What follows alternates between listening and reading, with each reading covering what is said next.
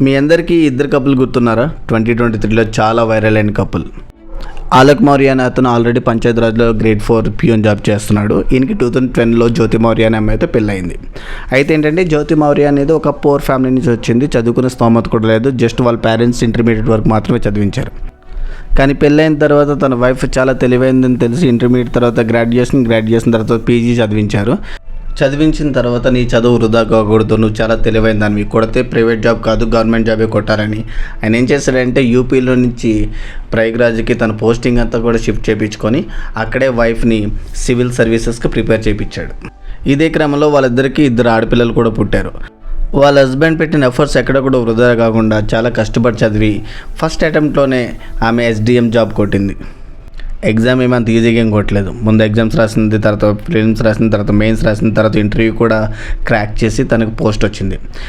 ఇలా ఒకసారి పోస్టింగ్ వచ్చిన తర్వాత ఆమెకి చాలా చోట్ల ట్రాన్స్ఫర్ అయింది. అయితే ఈ ట్రాన్స్ఫర్ అయ్యే ప్రాసెస్లో ఆమెకి ఒక ఆఫీసర్తో పరిచయం ఏర్పడింది. పరిచయం కూడా ప్రేమగా మారింది. అయితే ఎంత బాగా సపోర్ట్ చేసి బాగా చదివించిన భర్తని దూరం పెట్టింది. భర్తతో పాటు పిల్లల్ని కూడా దూరం పెట్టింది.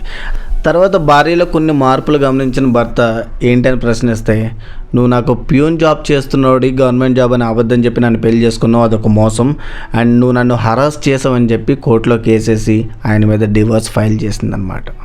ఇది ఒకటే కాదు, నన్ను ఇంట్లో బాగా హింసించి చిత్రహింసలు పెట్టి నన్ను కొట్టేవాడు అని చెప్పి కూడా ఆయన మీద ఫాల్స్ కేసెస్ అనేసి జైల్లో కూర్చోబెట్టింది. అంత వర్స్ట్ సిచ్యువేషన్లో ఉండి కూడా వాళ్ళ వైఫ్ని ఒక మాట అనడం కానీ తిట్టడం కానీ కొట్టడం కానీ చేయకుండా మనోడు ఈ 3 years టైం తీసుకొని బాగా ప్రిపేర్ అయ్యి ఇప్పుడు SDM పోస్ట్కి అప్లై చేసి ఆ ఎగ్జామ్ క్రాక్ చేసి ఇప్పుడు ఇంటర్వ్యూ రిజల్ట్స్ కోసం వెయిట్ చేస్తున్నాడు. ఇప్పుడు ఈ న్యూస్ అంతా కూడా ఇంటర్నెట్లో బాగా వైరల్ అవుతుంది. ఇది ఎంతవరకు అఫీషియల్ నాకైతే తెలీదు. అయితే ఇంకొక ట్విస్ట్ ఏంటంటే ఇప్పుడు ఈ జ్యోతి మౌర్య వైఫ్ ఏదైతే ఉందో నా మీద ఉన్న కేసెస్ అన్నీ తీసే మన ఇద్దరు మళ్ళీ కలిసి ఉందో అని చెప్పి ఒక రాజీకి వచ్చినట్టయితే తెలుస్తుంది.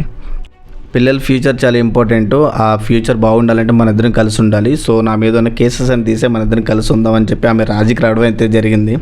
ఇవాళ న్యూస్లో కూడా వచ్చింది. ఓవరాల్ స్టోరీ విన్న తర్వాత మీకే అనిపిస్తుంది?